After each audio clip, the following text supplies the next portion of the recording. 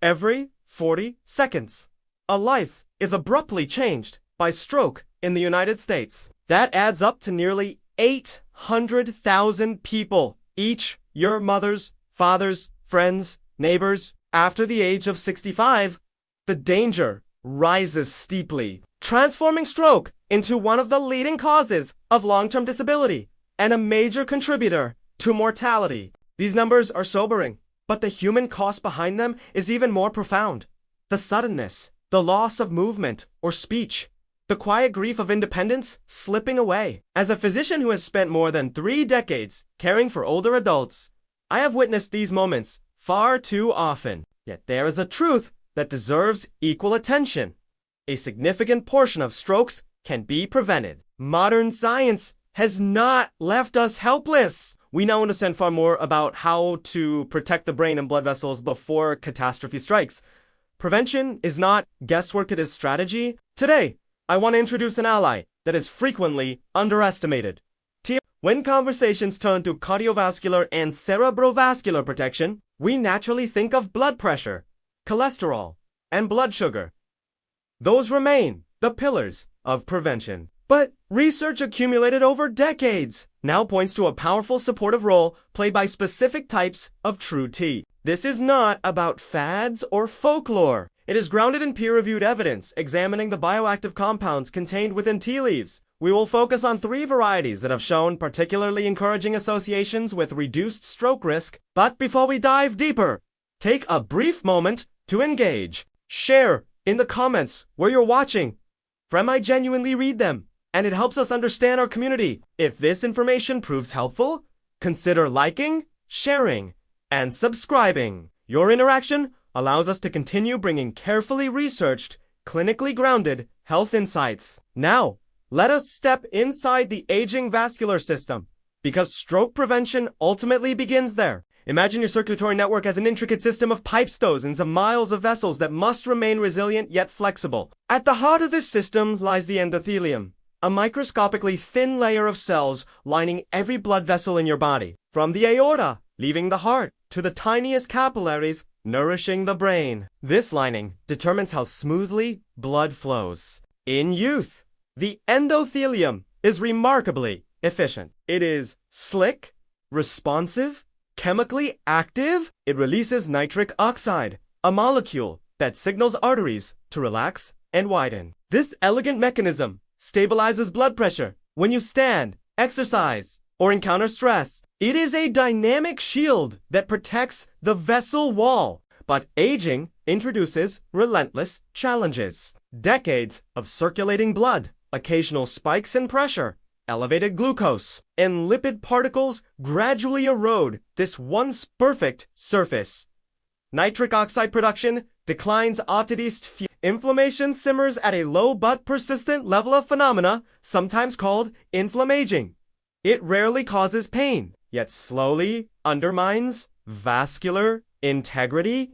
Damage to the endothelial lining is not a cosmetic issue. It becomes an invitation. Plaque composed of cholesterol, calcium, and cellular debris preferentially adheres to injured, inflamed regions. Over time, these deposits narrow passageways. Should a plaque rupture, the body reacts instantly by forming a clot. If that clot obstructs blood flow to the brain, an ischemic stroke occurs. Where does tea enter this story? Tea, derived from the Camellia sinensis plant, functions as a natural delivery system for polyphenols, especially flavonoids and catechins. These compounds interact directly with endothelial cells. They do not merely pass through the bloodstream. They influence cellular behavior. One of their most important actions is supporting nitric oxide availability, helping aging arteries retain some degree of youthful flexibility.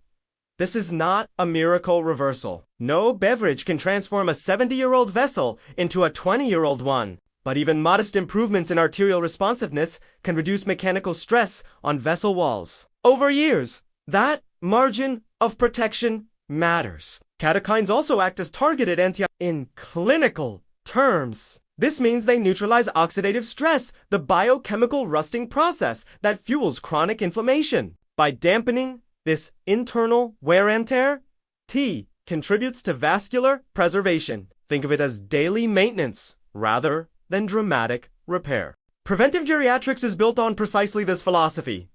Slow the rate of decline, stabilize fragile systems, extend functional independence. If a consistent habit helps keep arteries slightly more compliant or lowers inflammatory burden, even marginally, it may shift the trajectory away from a future stroke event. Although all true teas originate from the same plant, their processing creates distinct chemical profiles. Each offers nuanced benefits. Green tea, minimally oxidized, retains exceptionally high levels of EGCG. EGCG is strongly linked to endothelial support and vascular flexibility. For individuals struggling with gradually rising blood pressure driven by arterial stiffness, green tea often becomes my first recommendation. Black tea, fully oxidized, develops theaflavins and theorubigens lager, polyphenolic structures associated with lipid metabolism for older adults facing challenges with LDL cholesterol and triglycerides. Black tea may serve as a valuable dietary complement. It does not replace prescribed medications,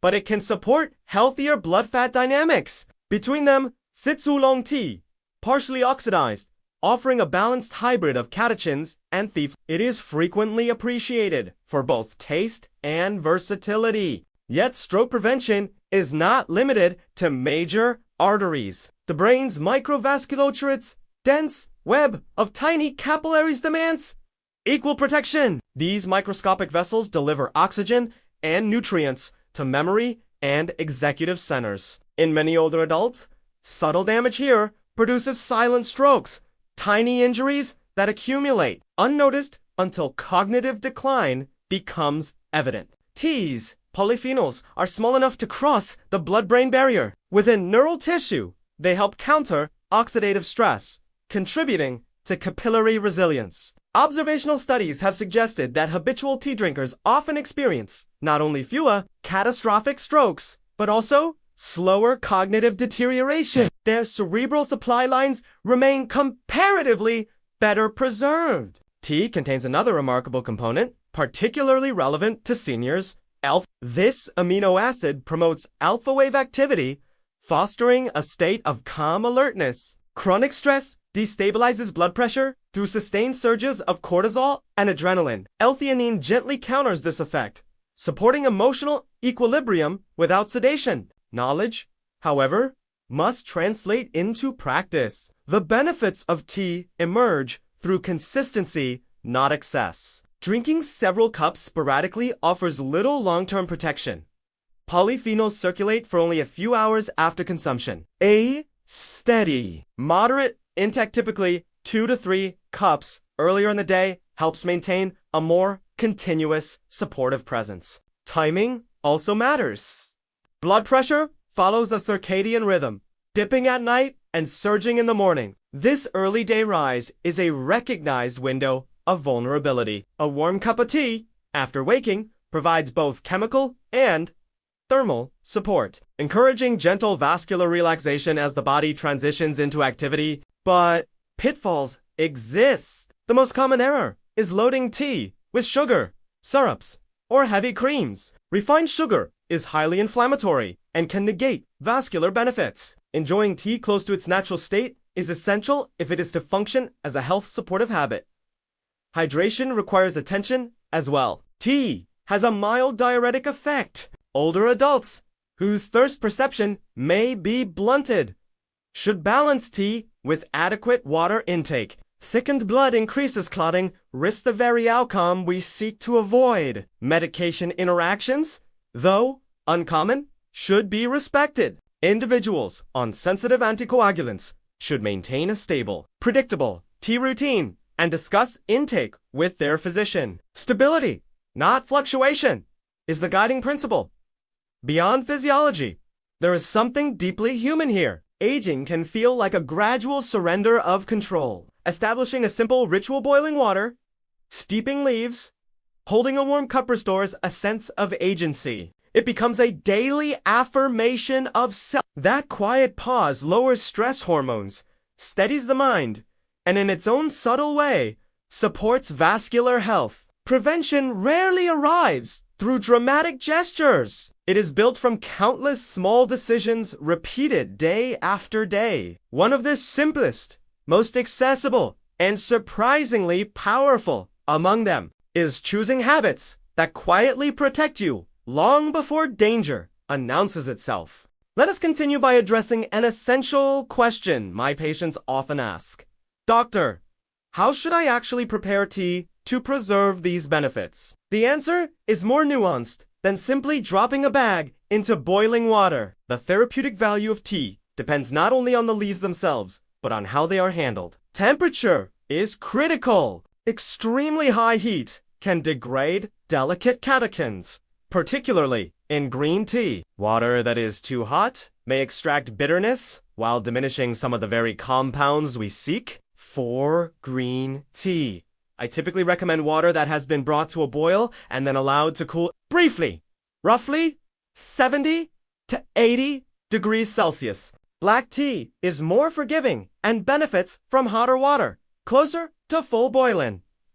Oolong sits between these ranges. These are small adjustments, yet over years of daily practice, they influence both taste and biochemical yield. Steeping time also matters. Too short, and you under-extract beneficial polyphenols. Too long, and you invite excessive bitterness and unnecessary caffeine concentration. A balanced infusion usually falls between 2 and 4 minutes, depending on the variety and personal preference. This is not about perfection, but consistency. A routine you enjoy is far more valuable than an ideal you abandon. Quality deserves attention as well. Not all teas are equal. Highly processed, artificially flavored products may offer far fewer active compounds than whole leaf or minimally processed alternatives. Whenever possible, I encourage selecting reputable sources that provide transparency regarding origin and handling.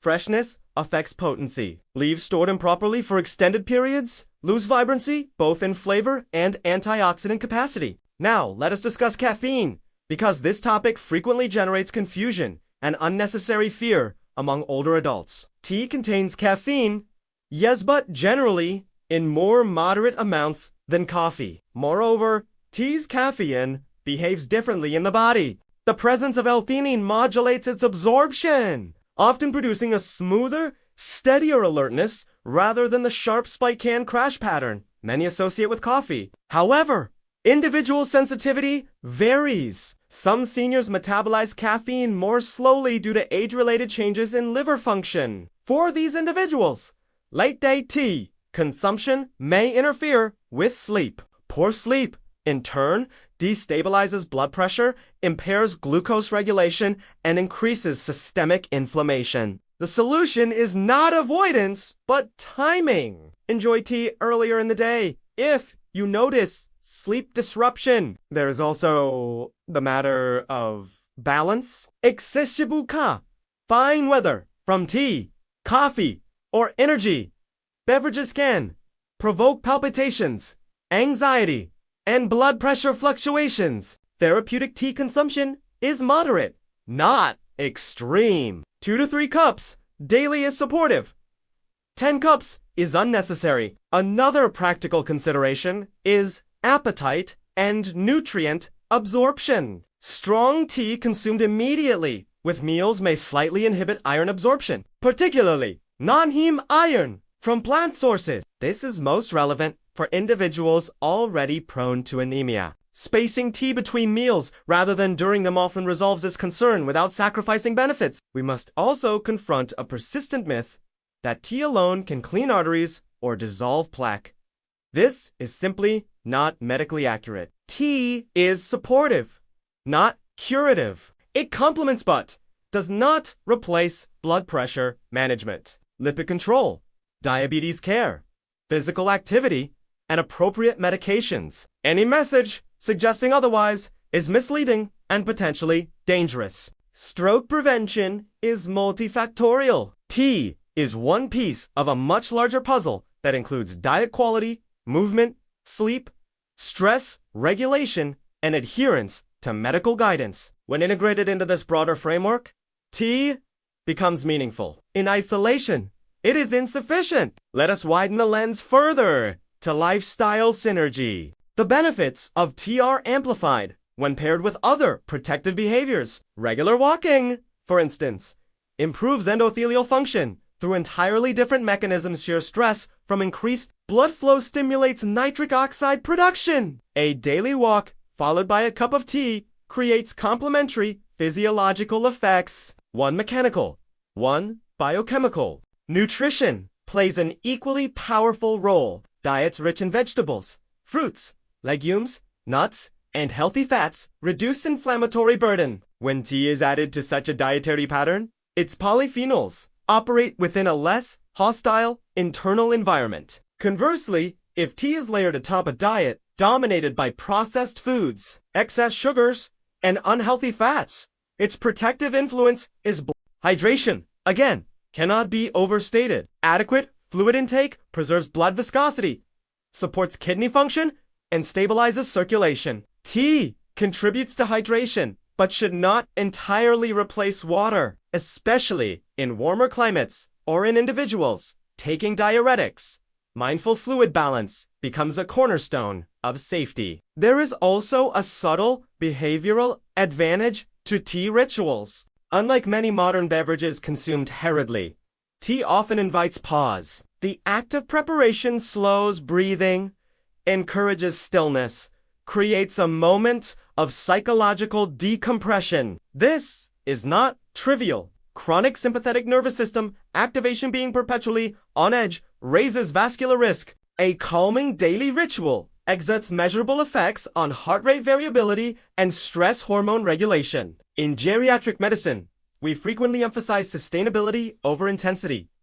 Dramatic lifestyle overhauls rarely endure. Gentle, repeatable practices do. Tea fits beautifully within this philosophy. It is affordable, widely available, culturalmente adaptable, and generally safe when consumed thoughtfully. Yet even safe habits require personalization. Individuals with specific cardiac arrhythmias, severe reflux disease, advanced kidney disorders, or particular medication regimens should discuss tea intake with their physician. Medicine is never one size fits all, especially in older populations where complexity is the rule rather than the exception. Ultimately, the conversation about tea is not truly about a beverage. It is about mindset. It is about shifting from reactive crisis management to proactive preservation. It is about respecting the biology of aging without surrendering to it. Because while we cannot eliminate every risk, we can influence probabilities. We can strengthen resilience. We can stack small advantages in our favor day after day. And when those advantages accumulate over years, they often determine whether later life is defined by vitality or by limitation. One warm cup at a time, you are not merely drinking, you are participating in a daily act of preservation. By now, we have explored mechanisms, varieties, preparation, and practical cautions. Let us close this discussion by grounding everything in a principle that defines truly effective preventive medicine. Long-term behavioral integration. Knowledge changes nothing unless it becomes habit. Stroke prevention is not decided in emergency rooms. It is decided quietly. Years earlier, in kitchens, during walks, in moments of stress, and in the seemingly insignificant routines that shape vascular destiny. Tea, when viewed through this lens, transforms from a simple beverage into a behavioral anchor, a small but consistent investment in endothelial stability, metabolic balance, and neurological resilience. But consistency requires realism. Many older adults begin new health practices with enthusiasm, only to abandon them weeks later, because the routine feels complicated, restrictive, or joyless. The solution is not discipline through force, but design through pleasure.